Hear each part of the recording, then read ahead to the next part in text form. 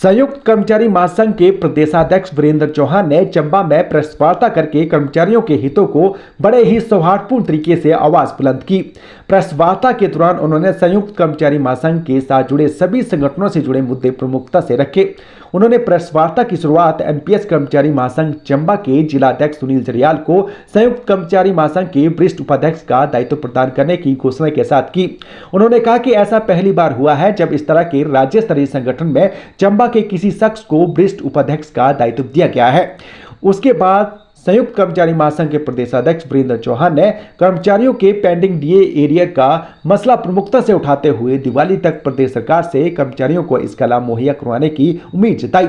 साथ ही उन्होंने बिजली बोर्ड कर्मचारियों की पुरानी पेंशन और जिला परिषद कर्मचारियों के विभागीय मर्जर के साथ साथ खाली पड़े पदों को भरने, हर विभाग में रुकी हुई पदोन्नति को जल्द शुरू करने को भी आवाज बुलंद की। तो वहीं प्राथमिक स्कूलों की खेल कूद गतिविधियों को बंद करने की बजाय फिर से शुरू करवाने के लिए मुख्यमंत्री और शिक्षा मंत्री के समक्ष इस मुद्दे को उठाने की बात कही। चौहान ने कर्मचारियों की सेवानिवृत्ति के बाद प्रतिनियुक्ति का विरोध किया और कहा कि अगर प्रतिनियुक्ति देनी है तो सभी वित्तीय लाभ दिए जाएं या फिर सभी कर्मचारियों की सेवानिवृत्ति की आयु 60 वर्ष की जाए।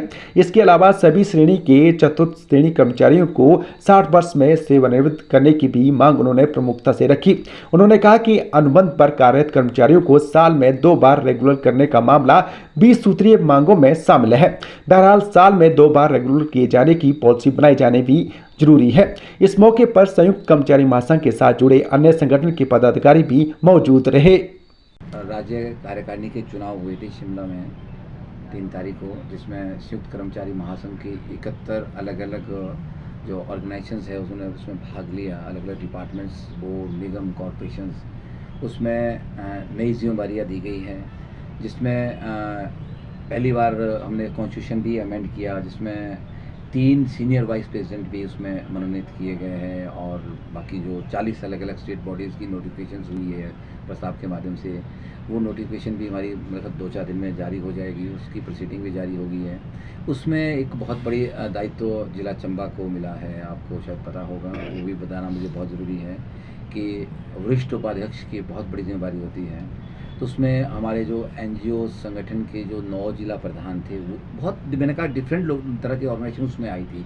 जो हमारा एनपीएस संगठन था उसके 9 जिला प्रधान भी 12 में से उस बैठक में आए थे, उस चुनाव में आए थे और वो हमारी एक बड़ी ताकत थी।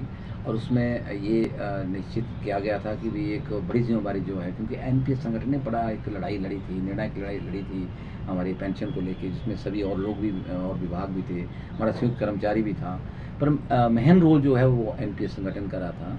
तो उस दृष्टि से वरिष्ठ उपाध्यक्ष का जो पद है वो एनपीएस संगठन की लीडरशिप को देने की बात हुई थी, जिसमें मुझे बड़ी खुशी हो रही है। सुनील जरियाल जी जो मेरे साथ बैठे हैं यहाँ पे, किसी परिचय के मोहताज नहीं है, तो सभी ने जो एनपीएस संगठन के जो 9 प्रधान थे या बाकी लोग थे, उन्होंने ये निश्चित किया कि सुनील जरियाल जी को जो है स्टेट में संयुक्त कर्मचारी महासंघ का वरिष्ठ उपाध्यक्ष जो है वो हम देंगे, अगर आप एक पोस्ट देते हैं। तो इनको जो है वरिष्ठ उपाध्यक्ष मनोनीत किया गया, क्या इलेक्ट किया गया है उस हाउस के अंदर। ये बताते हुए मुझे बहुत खुशी हो रही है कि चंबा में है, हम आ जाए हैं और चंबा के स्थानीय मीडिया भी इस बात को समझे और ताकि पता लगे कि भाई चंबा में कितनी हुनर और काबिलियत फौरफलंग है कि शिमला पहुंचना अपने आप में बहुत मुश्किल होता है, कि शिमला से यहाँ आना, यहाँ से शिमला पहुंचना, और इनका लगातार उस संघर्ष में भाग दौड़ रही है। तो इसलिए इनको इतनी बड़ी जिम्मेदारी हमने ये सोच के दी है कि संयुक्त कर्मचारी महासंघ जो है इनके नेतृत्व में एक नई बुलंदियों को छुएगा, बहुत आगे बढ़ेगा।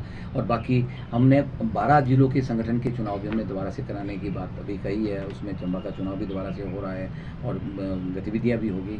और मैं आज मुख्य तौर पे आपसे ये कहने वाला हूँ कि जो संयुक्त कर्मचारी महासंघ है वो किसी पॉलिटिकल पार्टी से एफिलिएटेड नहीं है। हम किसी पॉलिटिकल पार्टी या किसी तरह की जो है, जिस तरह की एनजीओ के लोग जो है एक एफिलिएशन के लिए लगातार 4 साल तक संघर्ष करते हैं, फिर 5वें साल बोलते हैं कि नहीं जी, एक आदमी को किसी को सरकार बोलेंगे हम वार्ता के लिए बुलाएंगे, फिर उसके बाद चुनाव हो जाता है, एक बैठक होती है, कर्मचारी को मुद्दे हल नहीं होते। तो एप्रिसिएशन क्या होती है, जब आपके साथ कर्मचारी वर्ग है, आपके साथ लोग हैं, आप लगातार लोगों की बात को उठाएंगे तो वही एप्रिसिएशन होती है। हमारी सबसे बड़ी एप्रिसिएशन जो है वो कर्मचारी है, लोग हैं, अलग अलग विभाग के लोग हैं, वो हमारी सबसे बड़ी ताकत है और उस ताकत के साथ हम आगे बढ़े हैं। पिछली सरकार को भी हमने एहसास दिलाया था कि ये संयुक्त कर्मचारी महासंघ वास्तव में है क्या है, कितनी बड़ी फोर्स है। तो अभी भी मैंने मुख्यमंत्री को, हमारे संगठन ने ये बात कही है कि संयुक्त कर्मचारी महासंघ में कितने लोग हैं, किस किस तरह के लोग हैं, इसमें गेस्टेड भी है, नॉन गेस्टेड भी है, इसमें बोर्ड भी है, इसमें निगम भी है, इसमें पेंशनर भी है, इसमें डॉक्टर्स भी है, इसमें हर तरह की क्लास 4 के लोग भी है। सभी का एक जो है एक मिश्रण है, एक समन्वय है। इस विचारधारा के साथ हम आगे बढ़ रहे हैं। हमारे जो जनरल सेक्रेटरी हिलाल वर्मा जी है वो बहुत मेहनती है, आपने देखा होगा। जो इलेक्ट्रिसिटी बोर्ड से है खेमेंद्र गुप्ता जी, जो HRTC से हमारे फाइनेंस सेक्रेटरी हैं, हमारे 3 जो अभी सीनियर वाइस प्रेसिडेंट बने हैं वो अलग अलग स्ट्रीम से हमने लिए है। सबका एक बड़ा लंबा एक्सपीरियंस है, क्योंकि जो इसमें एक हमारे हॉर्टिकल्चर से है विनोद जी, वो NGO के पिछली बार वो अध्यक्ष भी रहे, आपको पता होगा, विनोद कुमार जी NGO के एक धड़े के अध्यक्ष रहे, वो भी हमारे सीनियर वाइस प्रेसिडेंट है इस संगठन में। तो मतलब पूरी एक मैच्योर लीडरशिप इस संगठन के अंदर है। तो एक प्रयास है हमारा, जिस तरह भी आपने देखा कि सचिवालय में गतिरोध हुआ, उस गतिरोध को तोड़ने के लिए कोई बीच में आगे नहीं आया। हालांकि उनके मुद्दे बड़े जायज़ थे, बहुत लॉजिकल मुद्दे थे। वो डिमांड, वही डिमांड है संयुक्त कर्मचारी महासंघ ने जब ये फ्रेम हुआ था, उन्हीं मुद्दों को लेकर हम आगे बढ़े थे। पर लेकिन कहीं ना कहीं कुछ बातें हुई, वो गैप हुआ, उसमें कुछ कम्युनिकेशन हुआ या कुछ उसमें कुछ बीच में ऐसी चीज़ें आ गई बीच में कि वो उनका जो एक संघर्ष था वो किसी और मोड़ पे चला गया, और तरह से वो संघर्ष को आगे ले गए और वो अंजाम तक उसको नहीं, संघर्ष हमारा भी गया और फिर बाद में कुछ कार्रवाई भी हमारे लोगों पे हुई, तो उसके बीच में मध्यस्थता करने कोई बीच में नहीं आया। लेकिन ये संयुक्त कर्मचारी महासंघ जब बना तो हमने अपनी डिमांड्स का डिमांड चार्टर मुख्यमंत्री से बाद में डिस्कस किया, और 20 मिनट तक पहले जो लगभग जो है हमारा जो डिमांड चार्टर हमने दिया था, मेमोरेंडम जो दिया था, वो यही था कि संयुक्त कर्मचारी महासंघ ये चाहता है कि जो सचिवालय कर्मचारियों के साथ, सचिवालय सेवा कर्मचारियों के संगठन के साथ जो सरकार के द्वारा जो उनके खिलाफ जो है महाभियोग लाया गया है, या उनकी जो एक्सप्लेनेशन हुई है, उनके खिलाफ जो चार्जशीटें बनाने की बात हुई है, या उनके शो कॉज नोटिस दिए गए, उसको विड्रॉ करके सरकार सौहार्दपूर्ण वार्तालाप करे। और कर्मचारी जो है, हर सरकार की रीढ़ होती है, और एक व्यवस्था के लिए जो है कर्मचारियों के साथ समन्वय बनाना जो है अधिकारी और सरकार को बड़ा इंपॉर्टेंट है। उस दृष्टि से हमने मध्यस्थता की और उनका डायलॉग शुरू हो गया। ये अलग बात है कोई हमें मानता है या नहीं मानता कि हमने कितना काम किया, या हमने हमारा कोई रोल रहा है सचिवालय कर्मचारियों के संघर्ष को उसको विराम लाने में, उनके उस तरह से उसको जो है सेटल करने में, तो उससे हमें कोई लेना देना नहीं है। हम सिर्फ कर्मचारी हित की बात करते हैं। हमें लगता है कि कर्मचारियों के हित में जो बात करनी चाहिए वो बड़ी इंपॉर्टेंट है। कहीं हमारा किसी भी विभाग का कर्मचारी, किसी भी वर्ग का कर्मचारी जो है, वो चाहे शिक्षक है चाहे कोई और कर्मचारी है, उसके साथ इनजस्टिस नहीं होना चाहिए। ये सबसे पहले कर्मचारी यूनियन का दायित्व होता है। अगर हमारे किसी कर्मचारियों के साथ कोई किसी तरह का शो कॉज नोटिस या कोई कार्रवाई होती है, विभागीय कार्रवाई होती है, उसको तोड़ने के लिए, उसको ख़त्म करने के लिए हमें जो है आगे आना चाहिए, क्योंकि तभी ट्रेड यूनियनिज्म चलेगा जब आप अपनी बात को रख पाएंगे, जब आपको एक लिबर्टी होगी बात कहने की, अपने मुद्दों को आप रख पाएंगे। अगर मैं मुद्दों की बात आपसे कहूँ तो मुद्दे हमारे अनगिनत मुद्दे हैं। देखिए, सरकार अपना काम करती है, सरकारें जो भी होती है वो अपने उनकी जो मजबूरियाँ होती है, उस मजबूरियों को लेके पहले आगे सामने खड़ी हो जाती है कि ये मजबूरियाँ हैं। सरकार की मजबूरियाँ सबसे पहले होती है वित्त प्रबंधन की। उस मजबूरी को हम भी समझते हैं, लेकिन वित्त को जुटाना, उसका प्रबंधन करना, रिसोर्सेज को मोबिलाइज करना, जनरेट करना हर सरकार का दायित्व होता है। कोई सरकार उससे भाग नहीं सकती है। अगर कोई ये बोले कि हमारे पास रिसोर्सेज नहीं है, हम कुछ नहीं दे सकते, तो वो कोई आंसर नहीं होता है। कर्मचारियों को उसकी जो देनदारियां हैं वो कर्मचारी उसको समय समय पे चाहते हैं। उसमें ये नहीं है कि कर्मचारी सरकार के विरुद्ध बात कर रहे हैं। कर्मचारी अपने हक की बात करते हैं, और अपने हक की बात करना हर वर्ग का दायित्व, चाहे वो पेंशनर है चाहे वो कर्मचारी है। पर बदले में कर्मचारी काम भी करते हैं, और सरकारों को जो है कर्मचारियों से काम लेना उनका काम है। अगर कोताही कोई कर्मचारी अपने काम में कर रहा है तो वो सरकार उसको देखती है, उसके ऊपर संज्ञान भी लेती है। उसके लिए विभागों में उस तरह की हायरार्की बनी हुई है। तो अभी जो हमारा मुख्यतः जो डिमांड जो कर्मचारियों की है, उसमें है मुख्य तौर पे जो चौथी किस्त भी मुझे लगता है कि ड्यू है, वो भारत सरकार भी मेरे ख्याल देने वाली है 5-10 दिन में। चौथी किस्त जो DA की है, हमारी 3 किस्तें ऑलरेडी पेंडिंग है, चौथी पेंडिंग हो जाएगी जुलाई से। तो हम तो माननीय मुख्यमंत्री से 2 किस्तों की मांग कर रहे थे कि 2 किस्तें कम से कम कर्मचारियों को मिल जानी चाहिए DA की। 2 नहीं तो कम से कम 1 किस्त तो मिल जाती, कम से कम कर्मचारियों को भी लगता है कुछ ना कुछ हमें मिला। और मुझे लगता है कि ये बहुत जल्दी सरकार को इसमें राहत देनी चाहिए। और हम लगातार मुख्यमंत्री जी से भी ये बात कर रहे थे कि दिवाली एटलीस्ट दिवाली को तो इससे लंबा ना खींचे इसको। अगर बहुत लंबा गैप आप चाह रहे हैं, हमारे से बहुत ज़्यादा टाइम चाह रहे हैं, तो हम इतना कर सकते हैं कि दिवाली तक जो है हमें 1 या 2 किस्त डीए की दे। और जो पे कमीशन का 6ठा वेतन आयोग जो लागू हुआ था, जिसमें दुनिया भर की त्रुटियाँ हैं, दुनिया भर की त्रुटियाँ उसमें हैं, उसको सारा उजागर भी हमने किस मंच के माध्यम से की थी। उसके जो हमारे पास ड्यूज़ है या उसके जो एरियर्स है, वो भी कर्मचारी मांग रहे हैं, क्योंकि पिछली सरकार ने 50,000 दे के उसको ख़त्म किया था। तो बहुत से किसी के 4-4 लाख की लाइबिलिटीज़ भी है, वो सरकार उसको दे और दिवाली में कम से कम 1 किस्त रोज़गार दी जाए। ये कुछ मुद्दे हैं। दूसरा एक बड़ा ज्वलंत मुद्दा जो आज की डेट में है, ये मुद्दे उन्होंने भी उठाए थे। एक मुद्दा है जो 2 साल जिन कॉन्ट्रैक्ट कर्मचारियों के, शिक्षकों के पूरे हो चुके हैं, उनकी नियमितीकरण पहले 2 बार होती थी साल में, तो उसको ख़त्म कर दिया गया है। अब साल में 1 बार नियमितीकरण की जा रही है। अभी जो सितंबर में, जिनके 30 सितंबर को 2 साल पूरे हो जाएंगे, उन कर्मचारियों को सितंबर में या अक्टूबर के फर्स्ट वीक में, अक्टूबर के मंथ में उनको नियमित करना था। अगर वो अक्टूबर में नियमित नहीं हो गए तो वो जाके जुलाई में नियमित हो गए। 31 मार्च का मतलब है वो जून जुलाई में जाके वो नियमित हो गए, तो उनको इस तरह से 2 की जगह 3 साल लग जाएंगे। तो हम इस बात को बड़ी प्रमुखता से मुख्यमंत्री के समक्ष रख रहे हैं। फिर अभी एक मुलाकात करके इस बात को रखेंगे कि भाई जो सितंबर का जो एक फेज़ था रेगुलेशन का, उन कर्मचारियों को दिया जाए। अभी जो नए लोग लगे हुए, मैं चंबा में था कल, तो जेबीटीज़ की वहाँ इंडक्शन ट्रेनिंग थी, परसों कांगड़ा में था, तो वहाँ भी उन्हीं की वही मांग पहले है कि हमारा नियमितीकरण 2 बार होता था। सर, आप ये मुद्दा हमारा उठाना है कि हमारा नियमितीकरण जो है साल में 2 बार किया जाए। ये बड़ी महत्वपूर्ण मांग है, इसके ऊपर सरकार को ध्यान देने की आवश्यकता है, सरकार इसको हल करे। और बड़ी बात यह है कि बहुत से संस्थानों के अंदर, चाहे बोर्ड है, चाहे निगम है, विभाग है, बहुत सी रिक्तियाँ पड़ी हैं। सरकार प्राइवेटाइजेशन की तरफ बढ़ रही है, ये सिलसिला बड़े लंबे टाइम से चल रहा है। जो पोस्टें खत्म हो रही है उसको सरकार नहीं भरना चाह रही है और वहाँ आउटसोर्स को लगाने के प्रयास किए जा रहे हैं। तो ये गलत परंपरा है, वो चाहे भारत सरकार के लेवल पे हो, चाहे वो किसी स्टेट की हो, अपने प्रदेश की बात करें तो हर विभाग, बोर्ड, निगम, विशेषकर शिक्षा के अंदर की अगर बात करूँ मैं, क्योंकि मैं शिक्षा के क्षेत्र से आता हूँ, तो शिक्षकों के हमारे हज़ारों पद खाली है। तो 20,000 के आसपास रिक्तियाँ हमारी चल रही है। जो रिक्तियाँ चल रही है उसको ख़त्म करने का, पोस्टों को प्रयास किया जा रहा है। तो हम ये मांग कर रहे हैं कि रिक्तियों को भरा जाए हर विभाग के अंदर।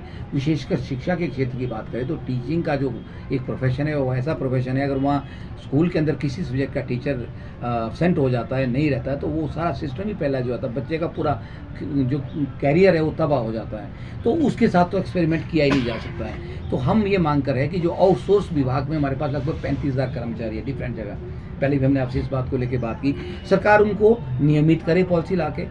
जैसे हम एजुकेशन में उनकी एसएमसी टीचर की वकालत कर रहे हैं, वैसे ही हम आउटसोर्स के सारे कर्मचारियों की वकालत करते हैं, चाहे वोकेशनल है, चाहे इलेक्ट्रिसिटी बोर्ड में, चाहे किसी और विभाग के अंदर है, चाहे हमारे पास आईटी सेक्टर में जो लोग लगे हैं। उसके बाद इनको नियमित करने के बाद जो है नियमित पद सरकार को निकालने चाहिए, जिससे जो है कर्मचारियों का भविष्य जो है वो सुरक्षित हो सके। ये क्योंकि हर आदमी अपने भविष्य के लिए आज की डेट में चिंतित है। तो ये मांगे हम आज बड़े प्रमुखता से आपके माध्यम से इसको रखना चाह रहे थे। और भी बड़ी अनगिनत मांगे हमारे, जैसे कुछ सेक्टर की अगर बात करूं मैं, पंचायती राज में हमारे पास जो लोग लगे हुए हैं, जिला परिषद कैडर में उनको रखा गया बड़े टाइम से, ना उनको नियमित किया जा रहा है बेचारों को, ना उनको पेंशन के दायरे में लाया जा रहा है, ना उनको नया पे कमीशन की पूरे बेनिफिट्स उनको मिले हैं। तो उनकी लगातार मांग चल रही है। तो हमने वो अपनी डिमांड चार्टर जो भी मुख्यमंत्री को हमने 20 सूत्रीय मांग पत्र दिया है संयुक्त कर्मचारी महासंघ के माध्यम से, उसमें हमने ये बात रखी है कि उन कर्मचारियों को जो है उसमें क्या कहते हैं, पंचायती राज विभाग के अंतर्गत लाया जाए, उनको पेंशन दी जाए। इलेक्ट्रिसिटी बोर्ड का बहुत महत्वपूर्ण मुद्दा हमारा है कि उनको जो है पहले से पेंशन में थी, 1972 का पेंशन रूल इलेक्ट्रिसिटी बोर्ड पे लगता है और विभागों पे भी लगता है कुछ में, जो अभी तक नहीं आए, तो उनको उसी पेंशन के दायरे में लाया जाए। और उन्हें लंगा अभी, हालांकि इलेक्ट्रिसिटी बोर्ड मुखर भी हुआ इस बात को लेके कि भाई हम पहले से थे और बाकियों को दे दी, हमारे को नहीं दी, उसमें पंचायती राज भी छूट जाता है। हमारी नगर निगम है, कुछ कॉर्पोरेट्स भी हैं हमारे, तो हम उनको भी चाह रहे हैं कि भी सबको पेंशन के दायरे में सरकार लाए। और मुख्यमंत्री ने इसका आश्वासन हमें दिया है कि जल्दी ही इलेक्ट्रिसिटी बोर्ड और बाकी पंचायती राज के लोग भी है कि उनको पेंशन के दायरे में लाया जाएगा। और एक HRTC की मांग आई है हमारे पास, क्योंकि हमारे सभी विभागों, बोर्डों का, इसमें निगमों का एक समन्वय है इस संगठन में।